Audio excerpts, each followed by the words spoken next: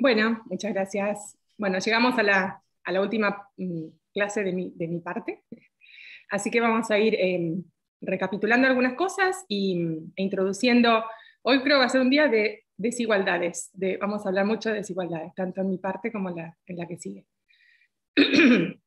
Entonces, bueno, para unir también un poco con lo que estuvieron viendo en las clases de Steve y de Walter, Walter habló en particular de los parámetros que caracterizan una distribución, y entonces cómo vincular o asociar coordenadas a una distribución de probabilidad en una variedad estadística, que es lo que estuvo mencionando lo último de su última clase.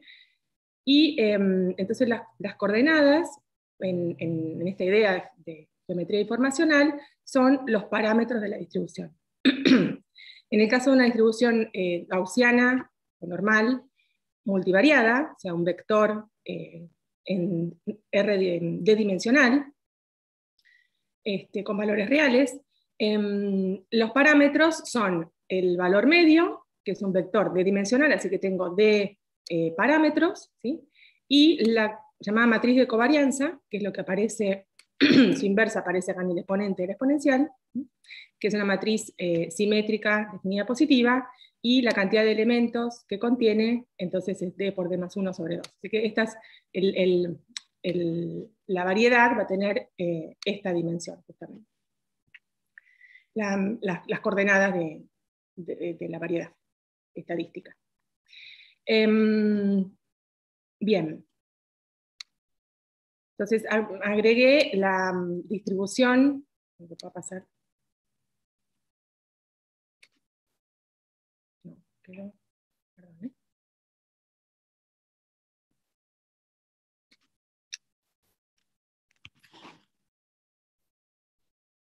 un segundo. Voy a volver a compartir.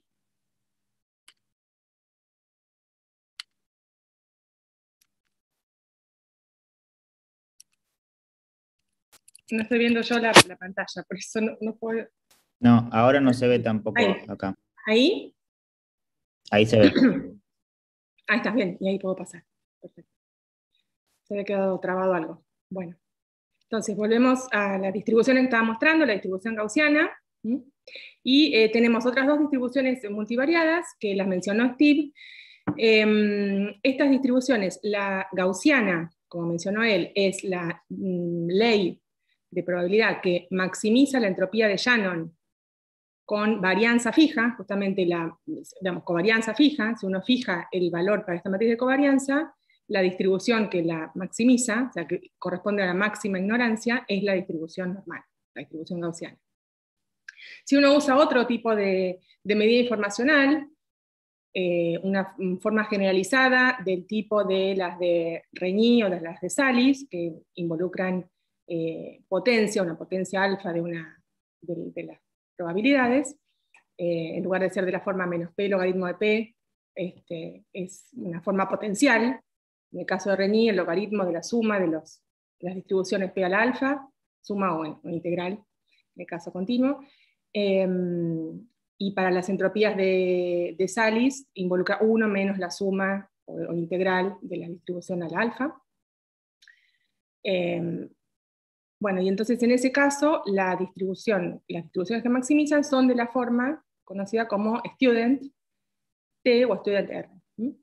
Y en este caso están definidas, bueno, para un vector, en el caso multivariado, podemos trabajar el caso escalar o el caso D-dimensional, un vector multivariado. Los parámetros son, se llama parámetro de posición, NRD, ahí tenemos dos componentes, la matriz característica, que es una matriz simétrica y definida positiva, de D por D, y además un parámetro que es nu, que son los grados de libertad. Y en este tipo de las distribuciones son de esta forma. Uno más, digamos, uno lo ve, el caso escalar, aparece acá un x cuadrado, ¿sí? La inversa de la covarianza, y el parámetro nu, y aparece acá la potencia, ¿sí? Entonces las leyes que corresponden a máxima entropía, en el caso de las entropías tipo Rényi o tipo Salis, o bueno, otras que involucran, acumulan la potencia de la distribución, como las de Kaniadakis y otras familias de entropías. Bueno, digo, las distribuciones que maximizan corresponden a leyes de potencia. Entonces, el caso, por ejemplo, nu igual a 1, ¿sí?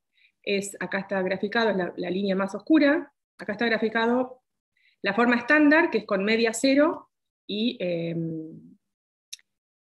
que se llama con media 0, perdón. Entonces la curva oscura corresponde a nu igual a 1, y es la que se conoce como distribución de Cauchy-Lorentz, o lorentziana, que la particularidad que tiene es que no admite media ni covarianza, y eso tiene que ver con que las colas, que también es algo que Steve mencionaba, las colas de la distribución, que es los valores que toma esta función px cuando x es muy grande, cuando x va más o menos infinito, este es el caso escalar en una dimensión. Entonces digo, las colas son colas que se llaman colas pesadas, ¿sí? No va tan rápido a 0 la distribución, si va a 0 para que sea integrable, ¿no? Para que satisfaga la condición de normalización, pero no lo suficiente como para que x multiplicado por la probabilidad, la integral de menos a más infinito, sea un número finito, en ese caso. Entonces, la distribución, en el caso no igual a 1, la forma de la ley de Cauchy, de la lorentziana, es 1, si ponen acá, bueno, el caso escalar de igual a 1 y no igual a 1, queda 1 sobre 1 más x cuadrado, con un factor de normalización. Y entonces satisface la normalización, pero no se puede calcular, en este caso, la media, ¿sí? Entonces es una distribución que no tiene media finita, no tiene media definida. Tampoco tiene covarianza y no tiene los momentos de orden superior.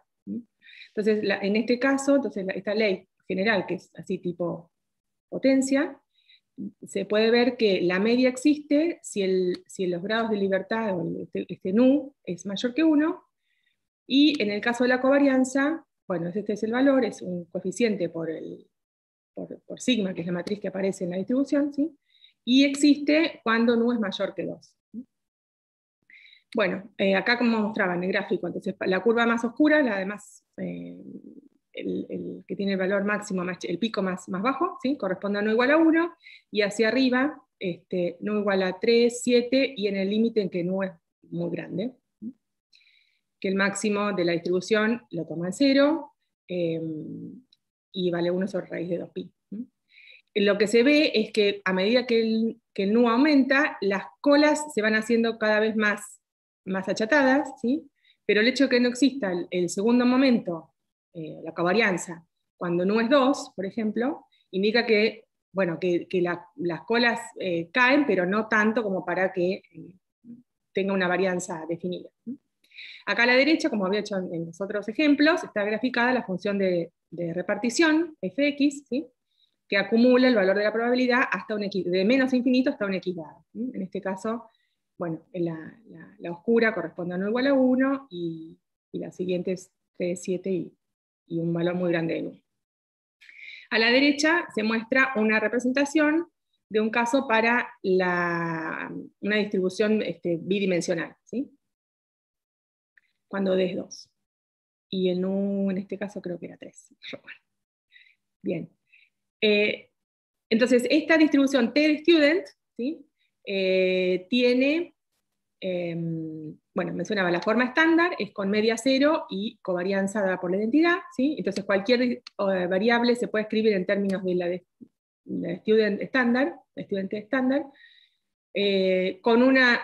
sería una dilatación, ¿sí? Bueno, una matriz que tiene que ver con la covarianza, y una traslación, que como, bueno, también mencionamos, la traslación no afecta, digamos, en el cálculo solamente nos centra la distribución en ese punto. Bueno, y el dominio de definición de la student T es todos los reales, o RD, ¿sí? En cambio, la student R, que es la que se muestra acá, tiene el dominio restringido en algunos casos. La student R también tiene como parámetros, bueno, un parámetro de posición, que es un vector R-dimensional, la matriz característica, también simétrica definida positiva, de D por D, y los grados de libertad, nu, bueno, satisfacen que tiene que ser mayor que que la dimensión del vector aleatorio menos 2. La forma estándar de vuelta corresponde a media cero y covarianza dada por la identidad, o sea, matriz característica dada por la identidad, y cualquier variable es igual en distribución, ¿sí? Eso es el concepto, a la forma estándar con la dilatación y la traslación. ¿Sí? Bien, entonces el dominio ahora está restringido a una bola centrada en, bueno, digamos, corrida en M, ¿no? Pero aparte es una bola, los puntos que forman el dominio, centrada en 0 y de radio raíz de n más 2, que se puede escribir de esta forma. ¿Sí? Entonces, o sea que sigma la menos un medio por x menos m está en esa bola. El parámetro, bueno, como decía, los parámetros nu, el vector m y la matriz de covarianza.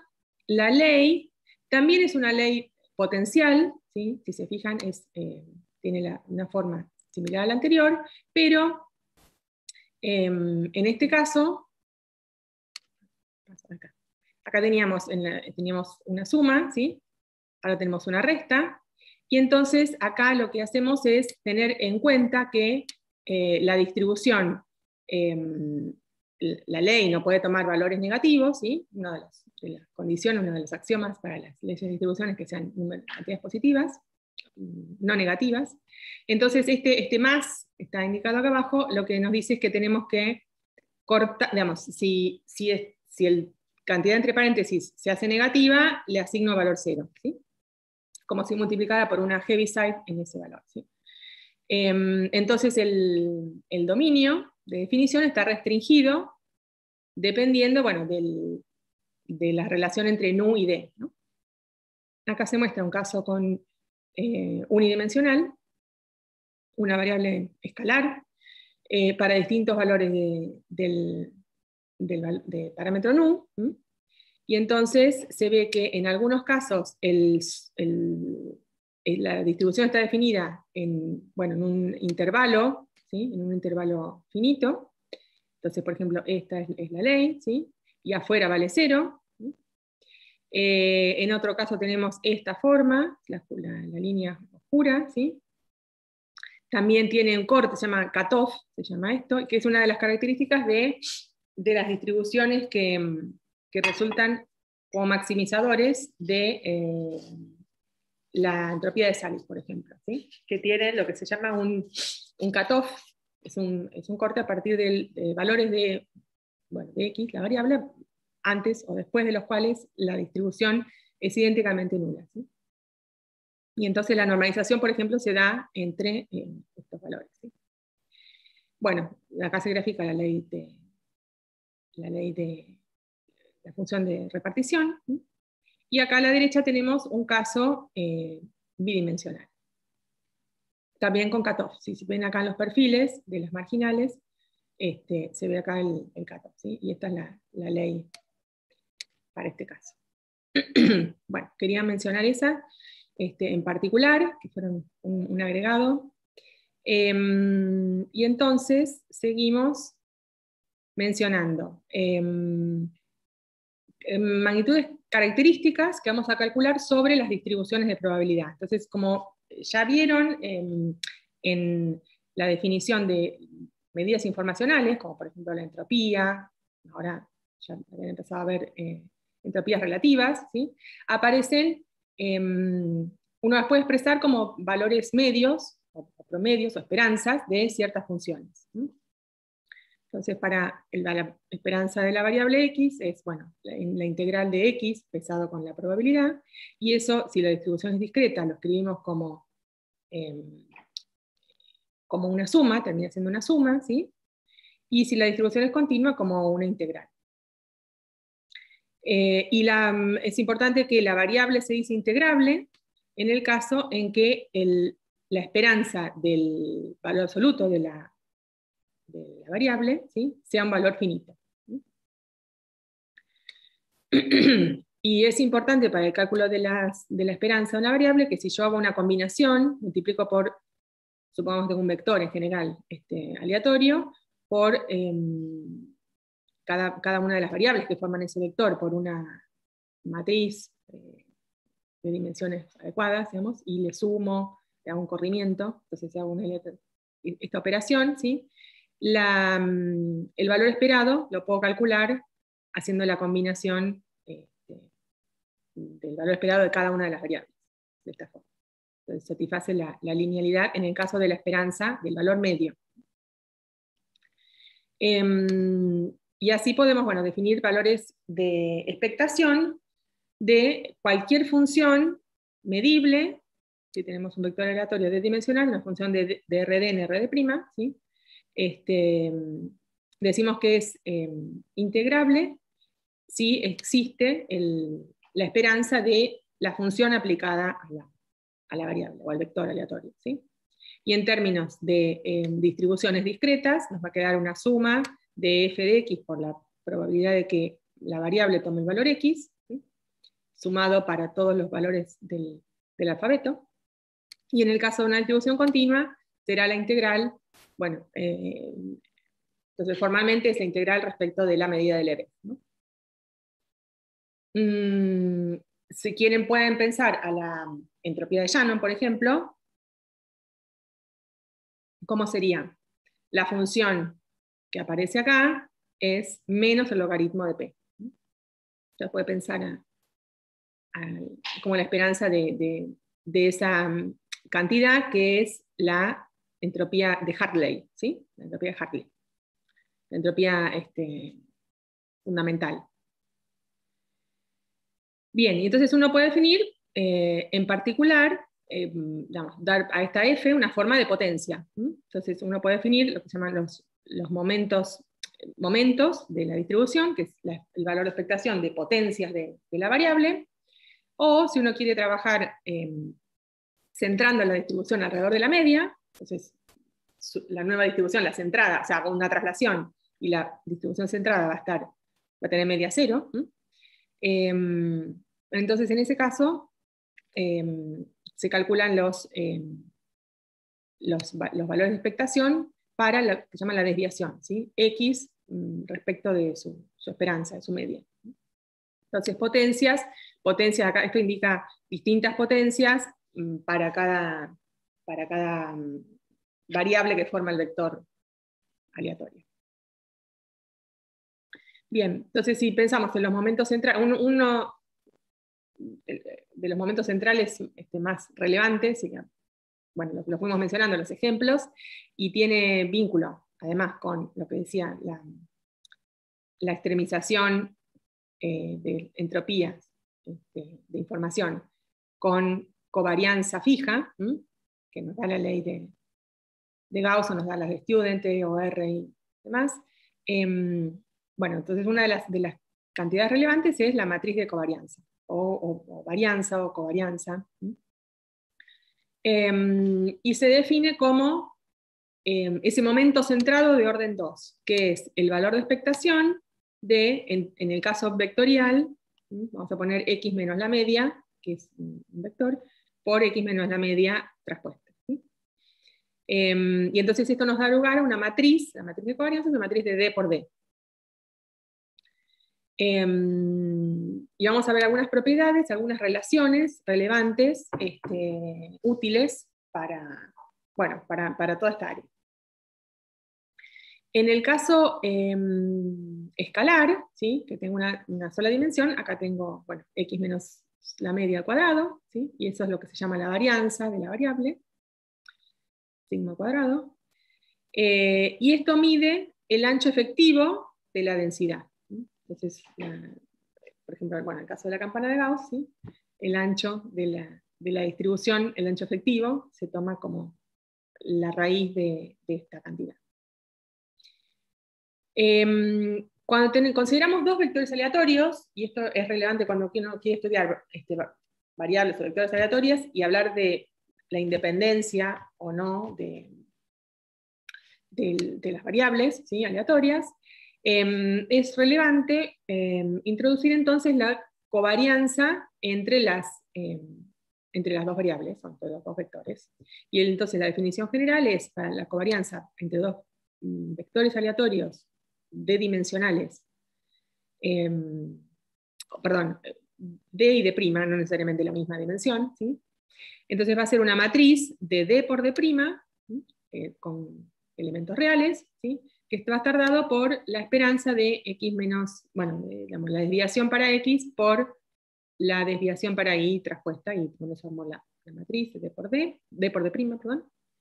Y se puede ver, bueno, por definición, que es la traspuesta de la covarianza entre Y y X, ¿sí? Esta simetría se da en términos, bueno, matriciales a través de la traspuesta. Entonces,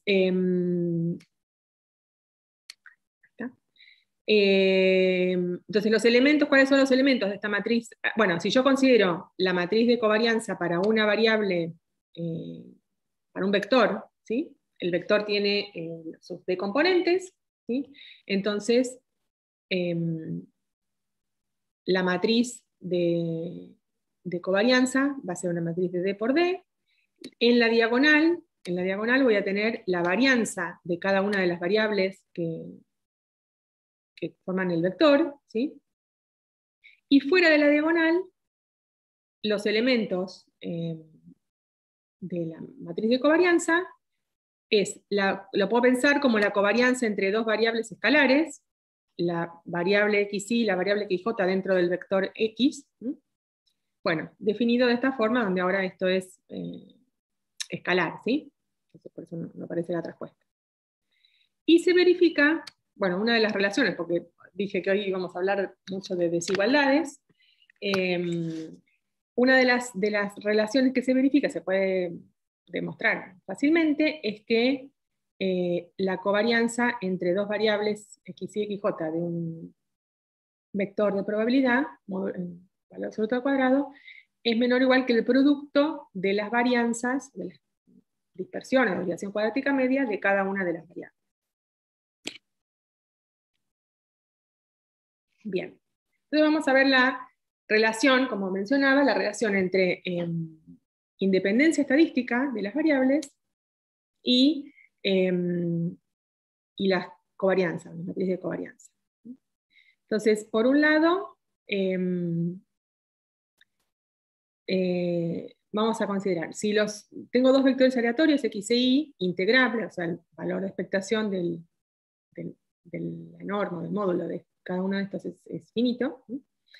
Si en el caso de que sean independientes, estos dos vectores, entonces la covarianza es nula.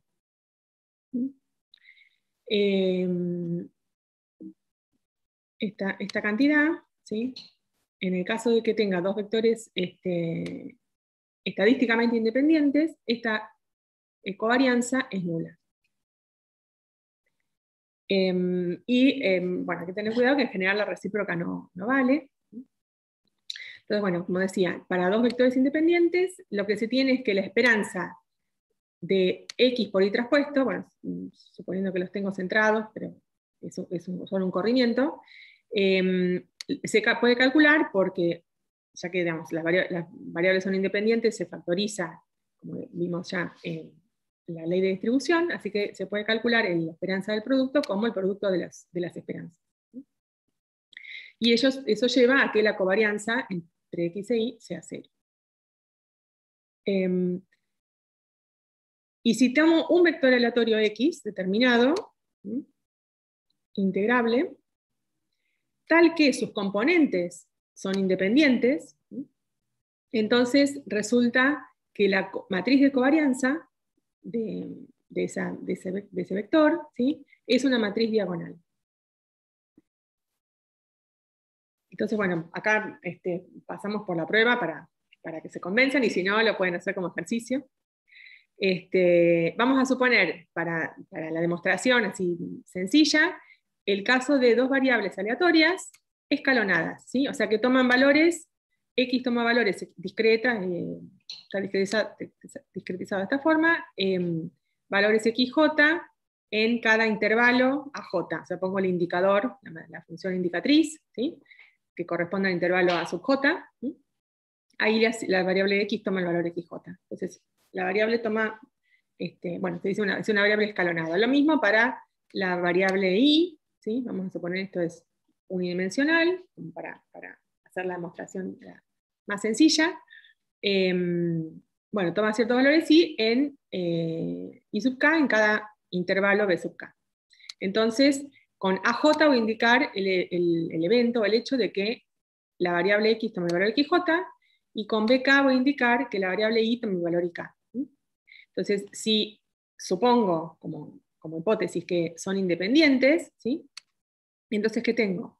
La esperanza del producto se calcula como la suma en JK, XJ por IK, por la esperanza de los indicadores, la función indicatriz para J y para BJ, ¿sí? Que eso es lo mismo que la indicatriz para la intersección de los conjuntos. Entonces, esto nos da justamente la probabilidad, ¿sí? Relacionada con la intersección de eventos, del evento J y el AJ del evento BK, ¿sí? Que como las variables son estadísticamente independientes, esa probabilidad de la intersección de eventos, ¿sí? Que también, bueno, la pensamos como intersección de conjuntos, ¿sí? con la interpretación que hicimos, entonces esa probabilidad se puede escribir como el producto de las probabilidades para cada uno de los eventos, de que X sea XJ por la probabilidad de que Y sea Y sub K. Y entonces acá la suma puedo separar la suma en J para la variable X, la suma en K para la variable Y, y eso justamente es la esperanza de X por la esperanza de Y, nada más.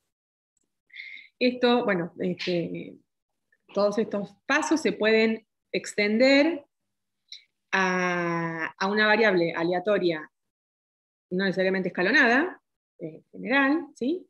Y además, no necesariamente unidimensional, sino en d dimensiones. Entonces se puede extender a un vector, a un vector cualquiera, bueno, con algunas sutilezas, pero se puede extender la definición. Entonces lo importante es, para dos variables aleatorias independientes, entonces la covarianza entre esas variables o vectores aleatorios es idénticamente nula. Y si fuera el caso de tengo un vector aleatorio, la covarianza de ese vector, ¿sí? Resulta que es una matriz diagonal de D por D. Bien. Entonces decía, la recíproca no vale, pero sí se puede probar el siguiente teorema que es importante, que es que dos vectores aleatorios, X e Y, son estadísticamente independientes si, solo si, la esperanza de una función aplicada a X por otra función aplicada a Y se factoriza como el producto de las esperanzas de f sobre X y g sobre Y. Pero eso se tiene que cumplir para todo par de funciones acotadas, ¿sí? Entonces, bueno, es el teorema fuerte, digamos. Si uno encuentra, bueno, un par de funciones, digamos, serviría la contrarrecíproca, digamos, ¿no? Para mostrar que son dependientes, ¿sí? Si uno encuentra un par de funciones para las cuales esta relación no se cumple, entonces ahí ya se asegura que son dependientes estadísticamente las variables. Bien. Bueno, veamos así como mencionamos la esperanza para una combinación, actuando sobre las variables o los vectores aleatorios, podemos pensar cuánto vale la covarianza, ¿sí? Entonces no se cumple la misma ley de linealidad, ya que tenemos acá, bueno, es cuadrática la relación. Entonces, supongamos que tenemos un conjunto de vectores aleatorios, ¿sí? Y un conjunto de matrices, ¿sí? Y también vectores que tienen dimensiones adecuadas, ¿sí? Para poder hacer este cálculo, ¿sí? Esta traslación y dilatación sería general. ¿Sí? Entonces la covarianza para esta nueva variable, donde acá los XY son vectores, a cada uno de los XY son vectores aleatorios, ¿sí? Bueno, resulta que aparece la covarianza de cada uno de los vectores aleatorios, ¿sí? Y la covarianza de A2, ¿sí?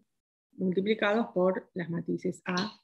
Acá lo que pasa es que, bueno, B desaparece, y se puede expresar de esta forma. Entonces, bueno, decía, sigma es la covarianza de cada uno de los vectores. En el caso escalar en particular, en que cada uno de estos xy es una variable aleatoria, no un vector, ¿sí? Entonces ahora x sub i, bueno, va a designar cada una de las variables aleatorias. Tengo n, digamos. Entonces la covarianza para esta combinación se escribe como a cuadrado por la varianza de la variable de cada x, variable xy, ¿sí? Más la suma de las covarianzas para i distinto de j, ¿sí? Bueno, por las matrices correspondientes. Y una propiedad, que bueno, la podemos saber a partir de estas igualdades, es que si los xy son independientes, o sea que las covarianzas conjuntas se anulan, ¿sí? Tanto bueno, esta como en términos para vectores aleatorios, como esta para variables aleatorias. Entonces, en el caso en que las variables o los vectores son independientes, ¿sí? Llegamos a estas relaciones. Desaparece el segundo término de las covarianzas, que habíamos mostrado que es 0, y nos queda, bueno, estos términos serían como cuadráticos en las variables, en la covarianza, o en la varianza de cada una de las variables. Bien, entonces vamos a ir pasando por algunas desigualdades que, bueno, van a ser útiles para distintos fines. Algunas las va a mencionar y hasta usar en lo que diga seguramente Steve. Bien, y lo interesante es que nos dan una cota superior, bueno, algunas de las desigualdades, que las primeras que voy a mostrar ahora, nos dan una cota superior a la probabilidad de que una cantidad fluctúe por más allá de cierto valor. ¿Sí? Aún sin saber cuál es la forma de la distribución, si estas desigualdades que vamos a ver ahora nos dicen, bueno, más allá de cierto valor de la variable, no se acumula suficiente probabilidad, ¿no? Sería así, no tiene suficiente peso la distribución para esos valores. Entonces, bueno, por ejemplo, con respecto a la varianza, ¿sí? Nos va a indicar que cuanto más chica es la varianza, más se concentra la variable en torno a la media, al valor de expectación.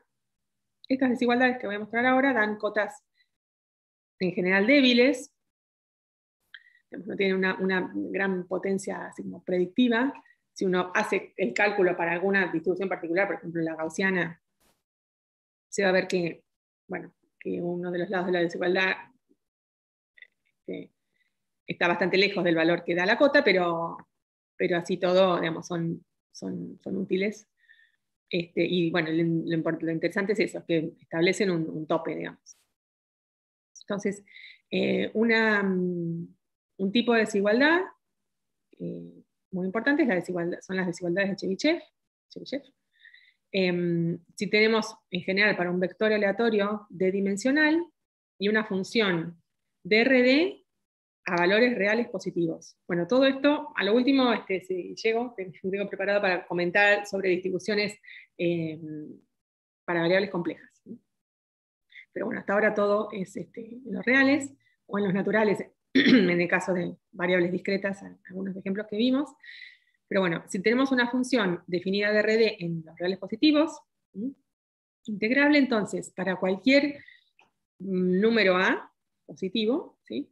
La probabilidad de que G aplicado a X supere el valor A, ¿sí?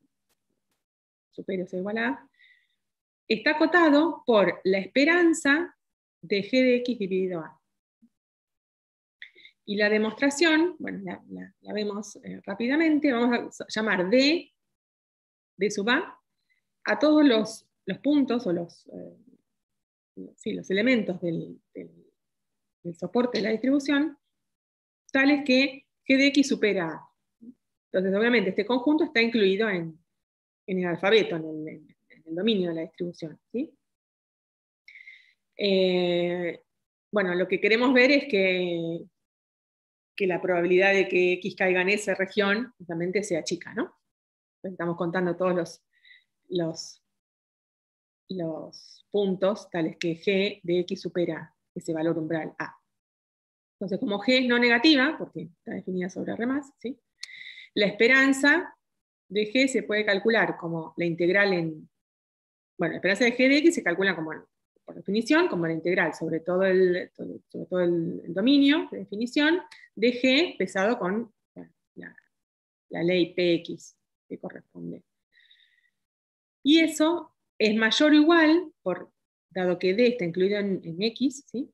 Esta integral es mayor o igual que, eso es una de las propiedades que vimos, mayor o igual que la integral de la función G de X, pero en el dominio acotado, ¿sí? Y el dominio reducido.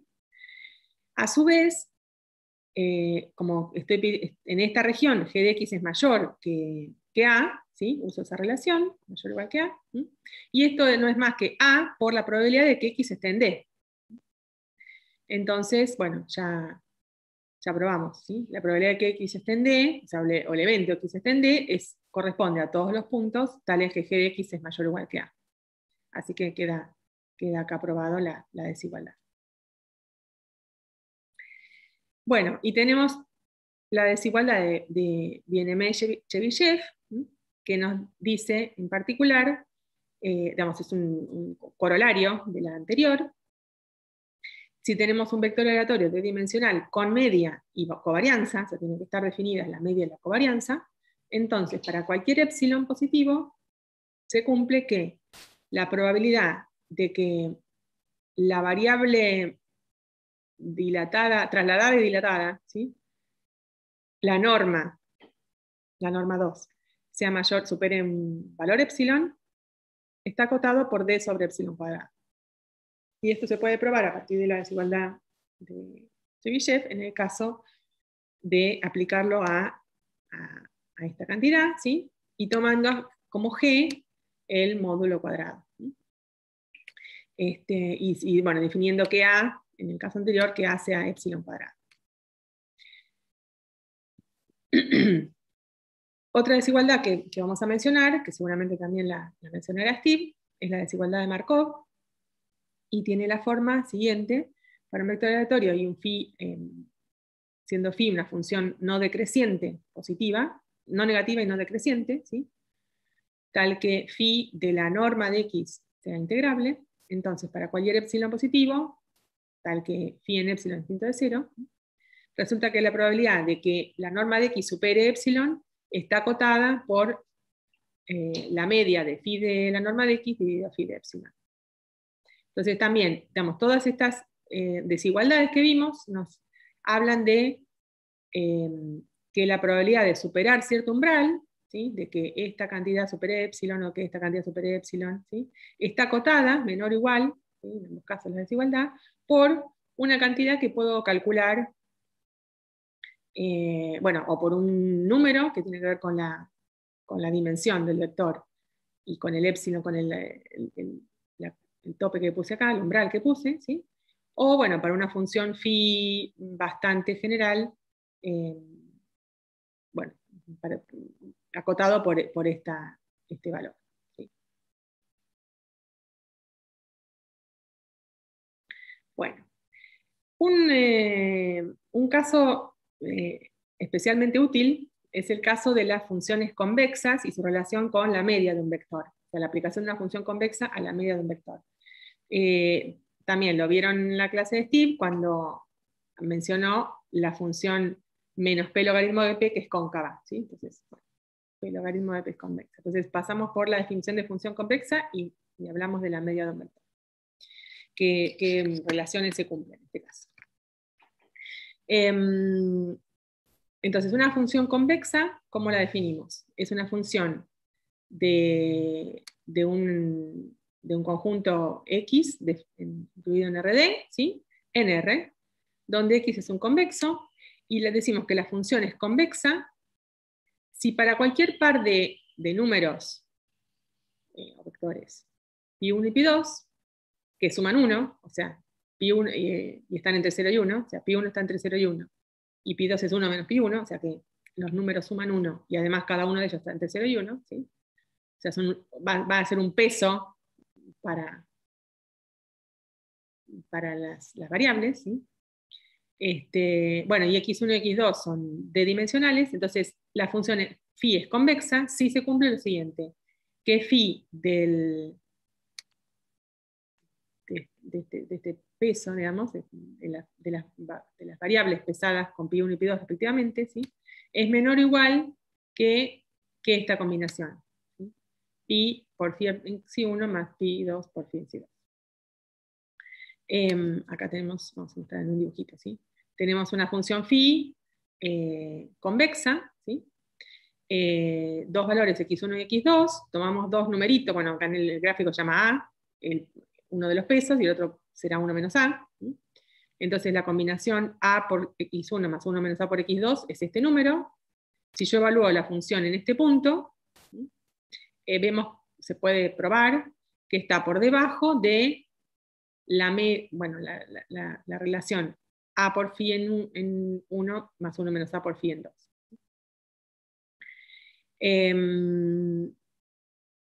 Y en general esto se extiende a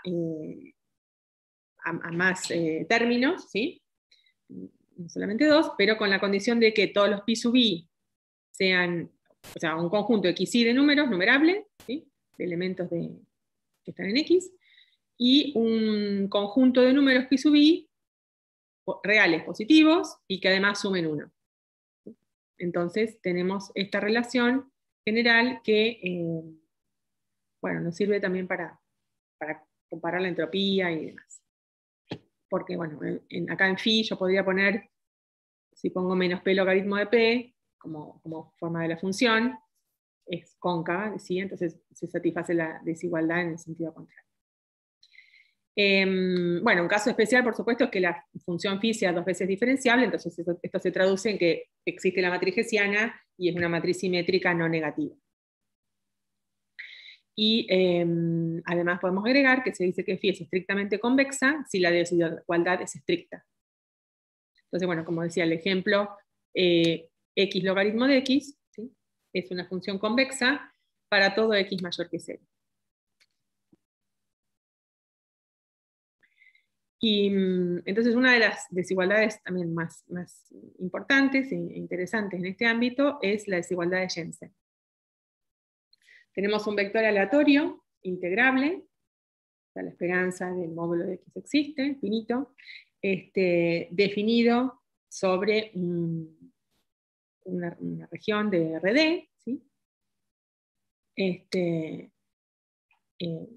Y entonces, phi de x en los reales, si es una función convexa, se tiene que la esperanza de phi de x es mayor o igual que phi de la esperanza de x. ¿Sí? Entonces, acá tenemos esta relación para cualquier phi convexa, ¿sí? La desigualdad de Jensen nos provee la comparación entre el valor esperado de phi aplicado a la variable y phi aplicado a la media de la variable. Si phi es estrictamente convexa, ¿sí? Entonces vale la igualdad, ¿sí? Se alcanza si solamente si la variable es determinista casi siempre. Bien. Veamos otro tipo de desigualdad que involucra dos vectores aleatorios, también de dimensionales en general, y potencias las normas de esos vectores. De esta forma. Dos números, R y R estrella, vamos a llamar, son dos números, no es complejo, estos son dos números reales, ¿sí? R y R', o R estrella, pero que están conectados por la que se llama son conjugados de Holder, ¿sí? Satisfacen esta relación. Por ejemplo, R igual a 2, R estrella igual a 2, ¿sí? Un medio más un medio es 1, ¿sí? Son números conjugados de Holder. Entonces se puede probar esta desigualdad, que es que la esperanza, bueno, esto en valor absoluto, la esperanza de X por Y, donde acá voy a poner la X traspuesta, es menor o igual que la esperanza de una expresión que involucra X por la esperanza de una expresión que involucra Y. Y acá lo que tenemos es lo siguiente, tenemos la norma R de X, o sea, definimos la norma P, recordemos, como la suma de módulo X a la P, todo esto a la 1 sobre P, ¿sí? Entonces tenemos la norma R del vector X a la potencia R, calculamos la esperanza y lo elevamos a la 1 sobre R. O sea, dimensionalmente, esto tiene las mismas dimensiones que X, ¿no? En términos de la mirada en físico. Y algo análogo para el vector aleatorio Y, ¿sí? Con el coeficiente R estrella. Entonces, si R y R estrella satisfacen esta relación, son conjugados de Holder, se verifica esta desigualdad, la desigualdad de Holder. La igualdad, también es importante, vamos a establecer cuándo se cumple la igualdad, se obtiene si y solo si existe un lambda tal que las variables son proporcionales casi siempre. Bien, y tenemos la desigualdad, digamos, un par de corolarios. Vamos a ver la desigualdad de Cauchy-Schwarz o Cauchy-Bunyakovsky-Schwarz. Para dos vectores aleatorios de dimensionales, si tomamos, bueno, justamente uno de los casos particulares que nombraba, R igual a 2, R estrella igual a 2, ¿sí? Tenemos esta relación, que la esperanza de X por Y al cuadrado está acotada, es menor o igual que la esperanza de X al cuadrado, la norma de X al cuadrado, por la esperanza de la norma de Y al cuadrado. Y la igualdad de vuelta, si solo si existe un lambda, tal que las variables son iguales casi siempre. Bueno, X es lambda por Y casi siempre. Estas relaciones también son importantes para mostrar o probar algunas relaciones de desigualdad para entropías.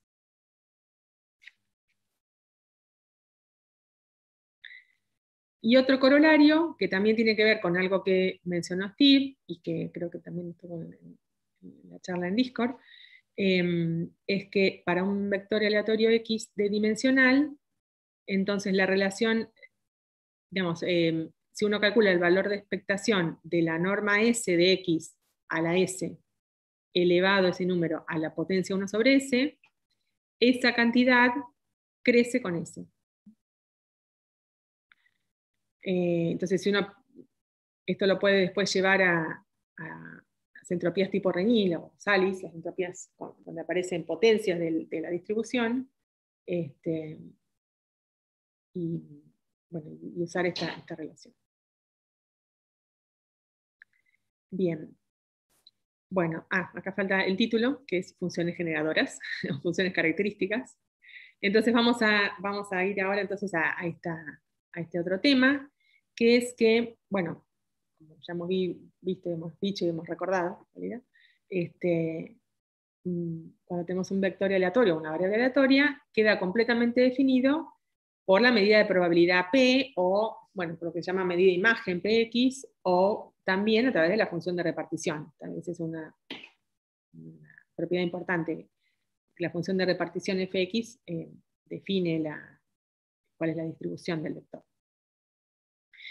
Pero también hay otras caracterizaciones alternativas que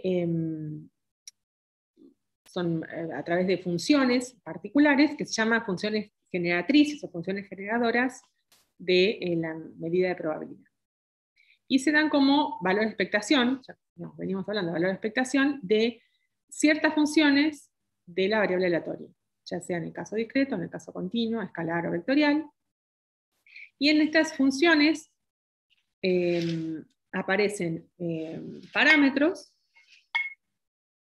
reales o complejos, ¿sí? Entonces, eso me da distintos tipos de funciones características con distintas particularidades. Vamos a repasar algunas de las más importantes. Y la relevancia que tienen es que en algunos casos también sirven para caracterizar la distribución, y además que bueno, su nombre se debe a que generan los momentos de la distribución en el sentido de, a veces, digamos, evaluar la función en algún punto o sus derivadas o alguna propiedad. Van generando los distintos momentos de la distribución de probabilidad. Entonces, si uno tiene la función generatriz, es relativamente sencillo.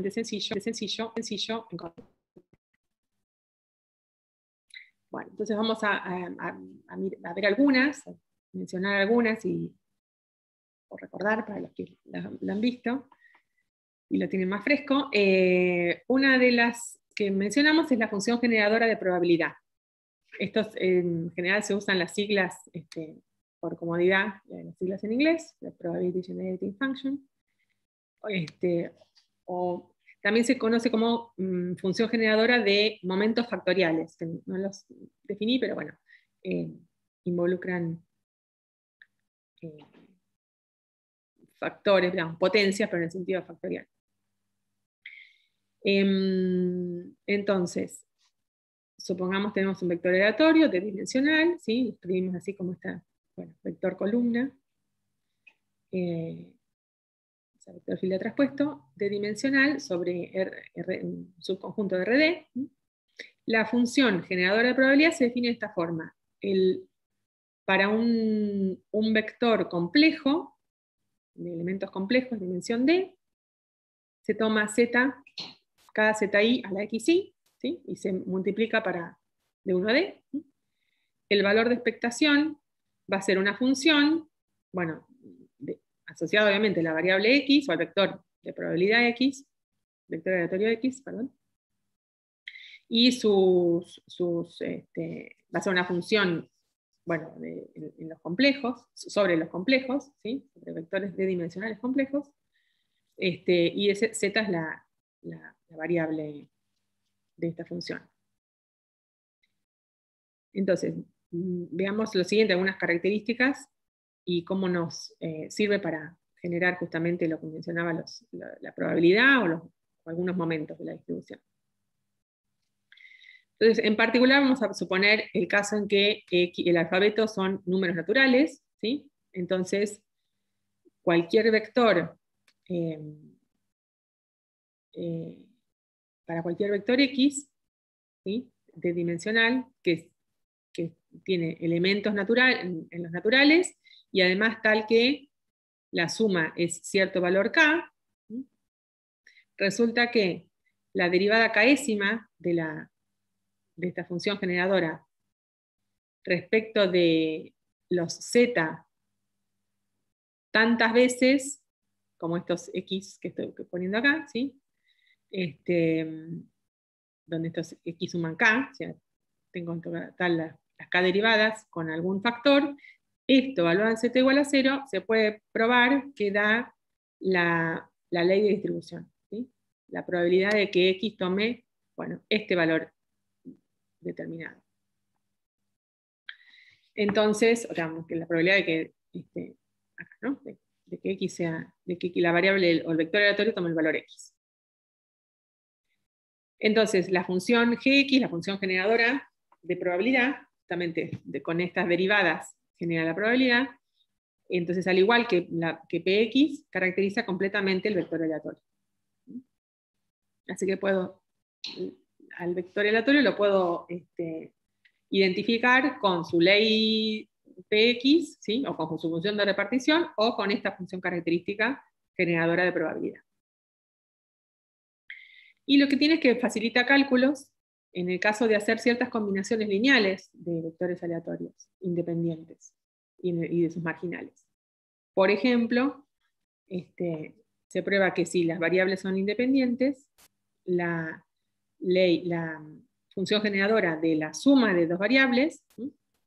Se factoriza en el producto de las funciones generadoras para cada una de ellas. Bien, otra característica de esta función es que si la evaluamos en 1, nos da la condición de normalización. O sea, esta g de x en 1 igual a 1 corresponde a la condición de normalización. El gradiente de esta función, evaluado en 1, o sea, perdón, las derivadas evaluadas en 0 nos daban la ley, ¿no? Si ahora las evaluamos en 1, vemos que genera justamente varias de las características o magnitudes, algunas que ya vimos. Entonces, en el caso de la misma función evaluada en 1, nos da la condición de normalización, el gradiente, que es derivar, bueno, respecto de los elementos de este vector, ¿no? Nos da la media de la variable, de esperanza, y podemos obtener la esperanza de x cuadrado, sería de x por x traspuesta en el caso de un vector, de esta forma. La matriz hessiana, ¿sí?, de g de x evaluada en 1, más una matriz diagonal, indica una matriz diagonal, cuyo, bueno, digamos que en la diagonal tiene estos elementos, es el gradiente de gx evaluado en 1. Entonces, ahí tenemos la expresión fácilmente, o sea, por medio de derivadas. Derivada primera, una matriz diagonal, y la derivada segundas. ¿Sí? Entonces tengo el valor de expectación, evaluado todo en 1, el valor de expectación de x por x traspuesta. Entonces de acá puedo obtener la covarianza de la distribución. ¿Sí? ¿Cómo la obtengo? Bueno, le tengo que restar el valor de expectación de x elevado al cuadrado. ¿Sí? Entonces tengo esta cantidad, la matriz hessiana por gx en 1, más esa matriz diagonal con estos elementos a la diagonal, y le resto el valor de expectación, bueno, al cuadrado, o en realidad, para el caso vectorial, de esta matriz por esta traspuesta. Así que todo esto lo saco a partir de la función generadora de probabilidad y de sus derivadas. Podría, digamos, continuar con las distintas derivadas, asociarlas con distintos momentos, y se ve que genera lo que llaman los momentos factoriales, que son, por ejemplo, la esperanza de x por x menos 1, por x menos 2, etc. En términos así factoriales. Otra de las funciones de interés es la función generadora de momentos, conocida como MGF en la jerga, ¿no?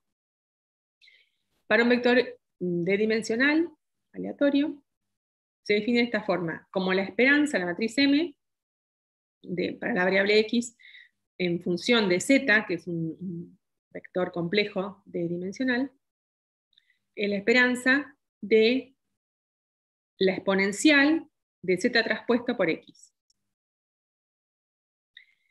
Y entonces se puede ver que, digamos, lo puedo comparar con la definición anterior, ¿sí? Si yo tomo, de acá tengo algo por x, ¿no? Lo puedo escribir, si yo defino e a la z, ¿sí?, como este vector. Entonces, la función generadora de probabilidad evaluado en e a la z, justamente me está dando esta función generadora de momentos. Y entonces, así como la ley Px, la función de repartición y la función generadora de probabilidad caracterizaban la distribución, también esta, ¿sí? Entonces, esta función generadora, si a mí me dan esta función generadora, ya sé cuál es el comportamiento, o sea, tengo caracterizado el vector aleatorio X. Bueno, podemos mencionar que cuando, digamos, esta función no siempre existe, ¿sí?, pero cuando la parte real de estos z es 0, o sea, cuando los z tienen todos elementos imaginarios, entonces sí está siempre definida. Y de hecho es una función característica, función generadora particular, que ahora vamos a mencionar. Sí se puede probar que es continua en su dominio, y que si admite desarrollo de Taylor, las derivadas con respecto a z van dando los momentos de la distribución de x. Bueno, y acá mx en 0, que sería justamente la función gx en 1, ¿sí?, nos da 1, y esa es la condición de normalización. El gradiente respecto de z, de la función m evaluada en 0, nos da el promedio de la distribución. Y con el hessiano de m evaluado en 0, obtenemos el valor de expectación de x cuadrado, básicamente. De donde la covarianza se puede escribir o se puede obtener como hessiano sobre la función generadora en 0, menos este producto, que serán los promedios, ¿sí? Para la variable x, para las componentes del vector x. Y también en el caso en que tenga dos variables y son independientes, la función generadora para la suma se factoriza en el producto de las funciones generadoras, ¿sí? Que también es una propiedad interesante. Bueno, mencionamos otra, que es la función característica, que es la que recién decía. En el caso particular, lo podemos ver así, en el caso particular en que el parámetro z sea imaginario puro, ¿sí? Entonces ahora lo que estamos diciendo es tomamos el valor de expectación de e a la i omega traspuesto, por la variable x, donde omega ahora es, i omega es imaginario puro, donde omega es un vector real de dimensión d. A esta función se la llama phi, se la conoce como phi x, ¿sí? De omega, y entonces la relación con las anteriores es que es la función generadora de momentos evaluada en i omega, en una variable imaginaria pura, o alternativamente que es la función generadora de probabilidad en e a la i omega. Donde acá por e a la i omega entendemos este vector que tiene como argumento de la exponencial imaginaria los elementos del vector omega. Acá esto no va. Entonces, phi x caracteriza completamente el vector aleatorio. Y además, lo interesante es que esta función siempre existe y está bien definida. Lo que puede pasar es que no sea derivable en 0, pero la función característica siempre existe. Además es definida no negativa, que quiere decir que si yo tomo cualquier combinación con coeficientes a sub k, a sub l y a sub k conjugado por la función característica, esta combinación es positiva, o es no negativa. Además también permite obtener directamente los momentos de la distribución de x, evaluando las distintas derivadas de la función en el vector nulo, en w igual 0. Como punto particular, la función característica evaluada en 0 nos da 1, y eso corresponde a la condición de normalización, ¿sí? Tomando el gradiente respecto de w. Bueno, acá debería decir phi, ¿no? En todo esto. De phi x evaluada en 0 por menos i, eso nos da el valor promedio. Digamos, acá aparecen cantidades complejas, pero bueno, cuando multiplico por menos i, tengo para una variable real la esperanza bien definida de la variable. También acá debería decir phi, si tomo menos es hessiano, lo evalúo en 0 y me da el valor de expectación de x cuadrado, y entonces de acá saco la covarianza también para phi, no para m. Bueno, entonces como para completar toda esta parte de teoría de probabilidades, hemos ido pasando por probabilidades clásicas, ¿sí? En realidad, bueno, por las características del curso, como requería presentar toda esta área de probabilidades, más todo lo que son las medidas informacionales, más todo lo que corresponde a geometría diferencial, para después, bueno, van viendo cuáles son los vínculos y que hablamos unos y otros tratamos de unificar un lenguaje para llegar a la geometría de la información.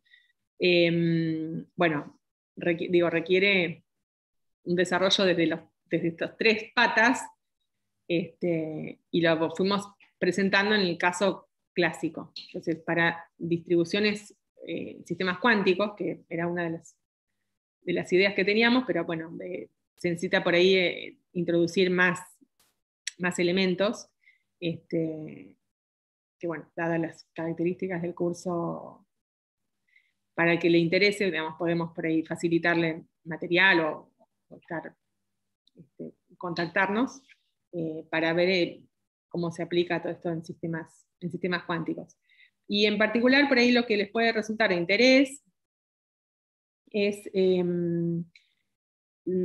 cuando presentó Steve las entropías para distribuciones de probabilidad, mencionó para sistemas cuánticos, donde aparece la entropía en términos del operador densidad del sistema, la forma estándar o normal, que sería como la extensión de la entropía de Shannon, es la entropía de von Neumann, que se calcula con la traza donde aparece el operador de densidad cuántico ρ, menos la traza de ρ por el logaritmo de ρ.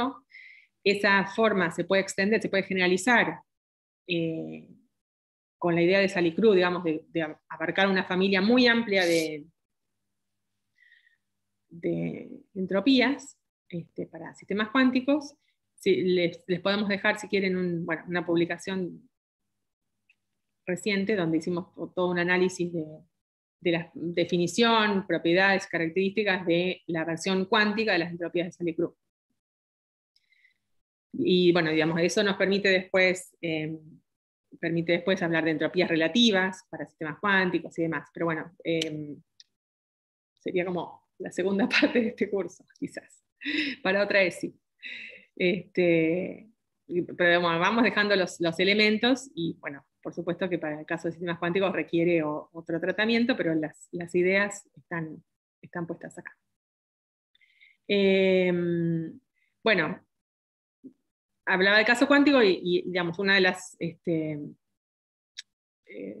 posibilidades es describirlo a través de variables complejas. Entonces, por eso es que bueno, tiene interés esta parte que voy a comentar ahora brevemente sobre vectores aleatorios complejos. También en procesamiento de señales o en estadística tiene interés trabajar con distribuciones o con variables a valores complejos. Inclusive también a valores matriciales, ¿sí? Y por supuesto que uno puede pensar una variable compleja como una variable real en R2, ¿sí? Uno puede hacer esa biyección, obviamente, y a una matriz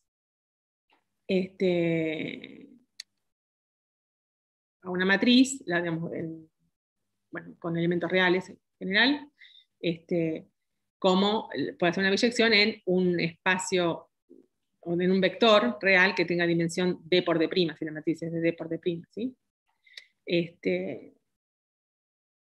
Pero bueno, si no, digamos, uno puede elegir trabajar directamente con la variable en los complejos o con la matriz, ¿sí? Ya sea con valores reales, o bueno, complejos sería un poco más. Pero bueno, menciono entonces el caso de vectores complejos. Entonces, formalmente, varias de las cosas que hemos visto, acá voy a presentar simplemente voy a hacer solamente la presentación del tema, pero varias de las cosas que hemos visto tienen que ver con, la formalización de la idea de probabilidad. Entonces, un vector aleatorio complejo, decimos, es una función medible z que va en los complejos en dimensión d, ¿sí? Este es la sigma álgebra o el boreliano de CD, ¿sí? Y tiene una ley PZ, una medida PZ. Esto está definido en los productos cartesianos de esta forma, donde acá tenemos B1 más IC1, ¿sí? Entonces tomamos los intervalos de menos infinito B1 más I veces de menos infinito C1, ¿sí? Y esto para cada dimensión. Y la medida esta corresponde a la medida de la distribución. Entonces se define el evento Z está en B, que es este conjunto, como todos los omega, tales que Z de omega está en B. Y se escribe de esta forma. PZ de B se interpreta como la probabilidad de que Z esté en B.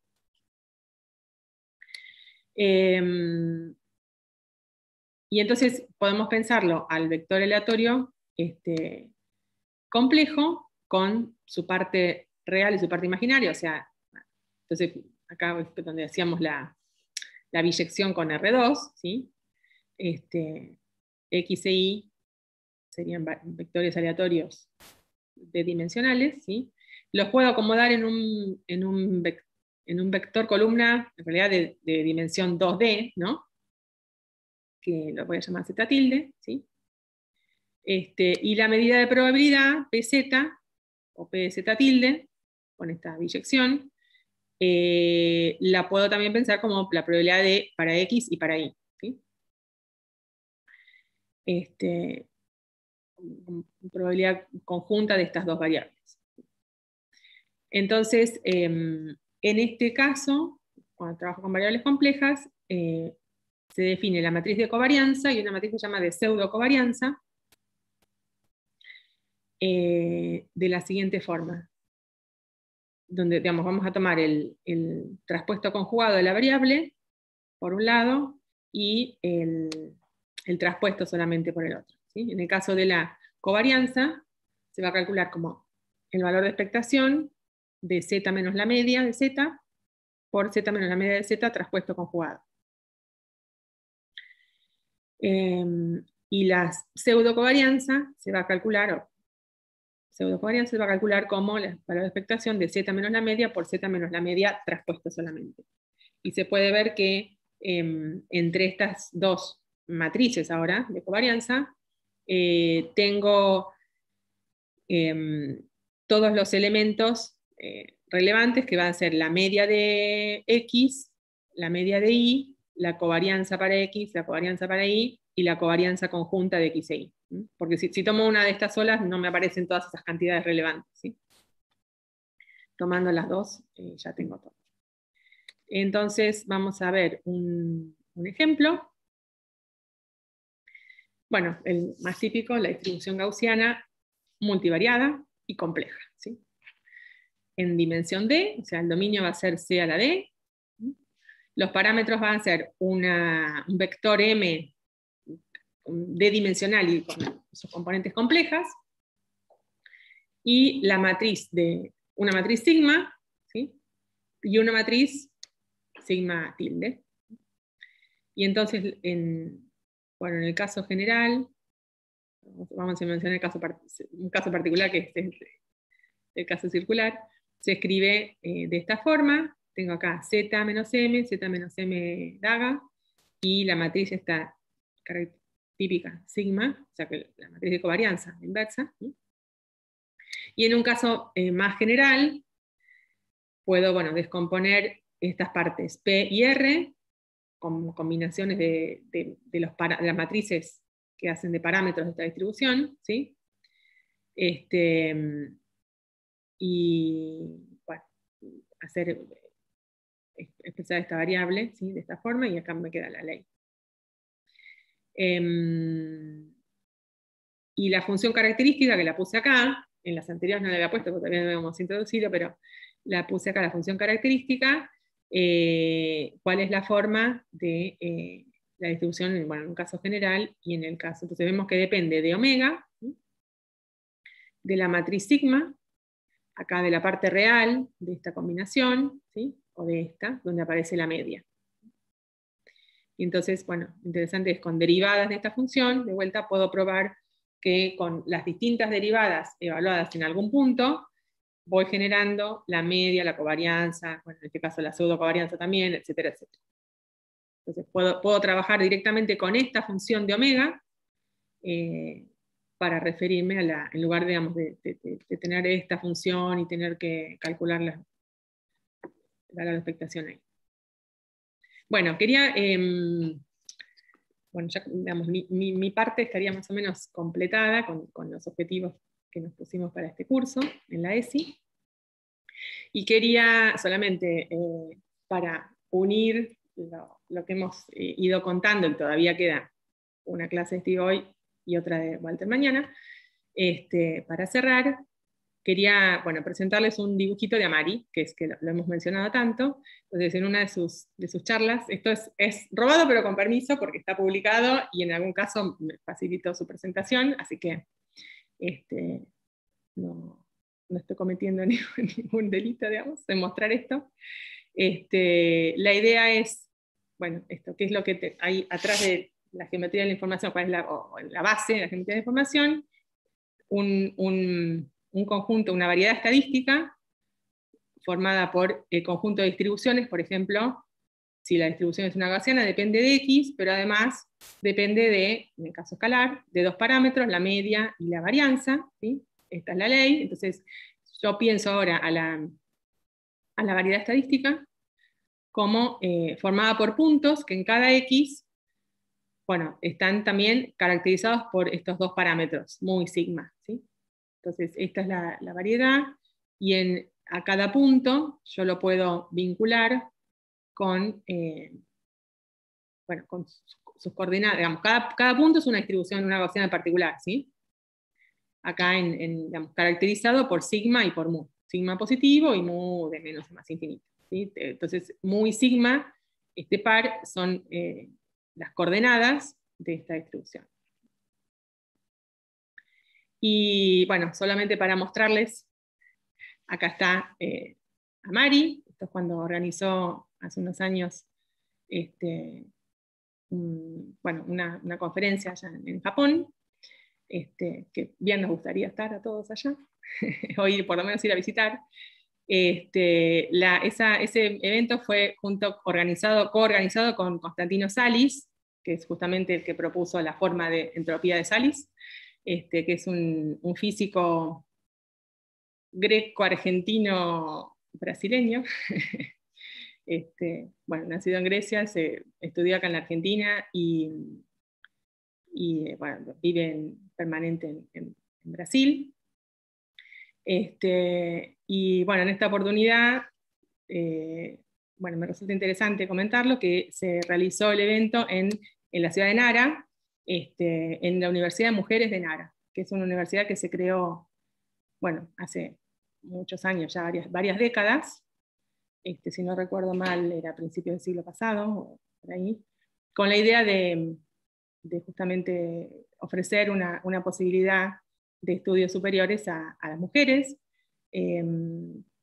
Aprovecho a comentar que si no pudieron participar ayer, hubo un panel de mujeres en el área, que estuvo, bueno, muy interesante. 4 investigadoras y becarias presentaron los trabajos que están haciendo.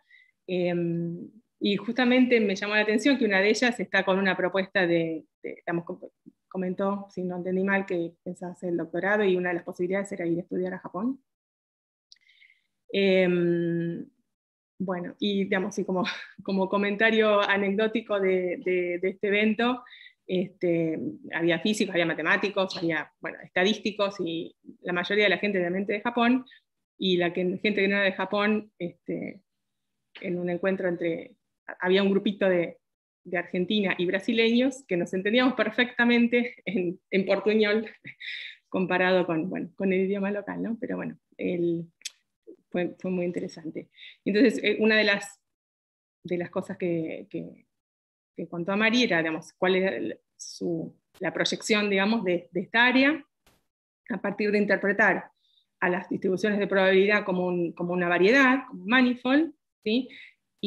Incluir todo esto que es lo que está contando Walter, de pensarlo como un manifold, como una variedad riemanniana, e incluir la idea de conexiones afines, duales, ¿sí?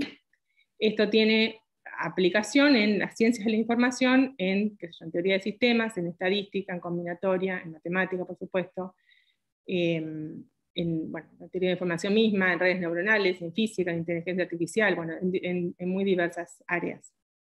Una de las las áreas que justamente han desarrollado él y otra gente en Japón y en otros lados, es la aplicación de este formalismo a, creo que lo mencioné al principio de las clases, la aplicación a neurociencia computacional, ¿sí? A estudiar las respuestas de las conexiones entre neuronas en el cerebro frente a un estímulo, y entonces eso se puede modelar con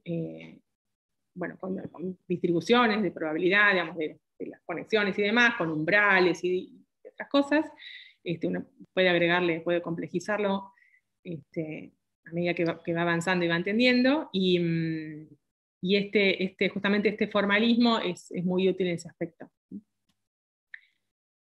para ver las tasas de disparo ante distintos estímulos y demás. Bueno, esto era, y acá lo que quería mostrar era el simple, que había hablado yo en algún momento del simplex de probabilidad, ¿sí? Para dimensión 3, ¿sí? Tengo las 3 probabilidades, en caso discreto, que suman 1, y entonces si yo lo grafico esto en 3 dimensiones, para las probabilidades, este plano, bueno, este triángulo, en realidad, parte del plano P1 más P2 más P3 igual 1, ¿sí? Es lo que se llama el simplex de probabilidad.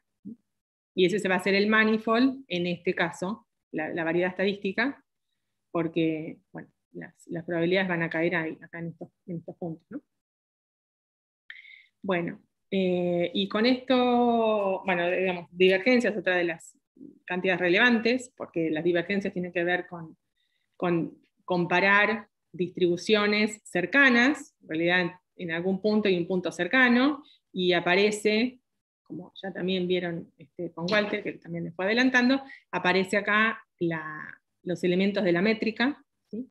Y una de las métricas fundamentales que aparece es la métrica de Fisher, justamente que tiene que ver, y esta es la divergencia o entropía relativa que mencionó Steve, ¿sí?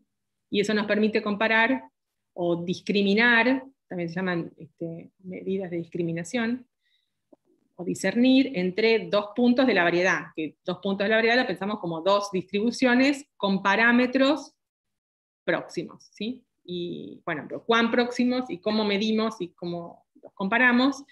Esto es relevante en inferencia estadística, cuando uno sabe que depende de los parámetros, pero no sabe cuáles son los parámetros, ¿sí?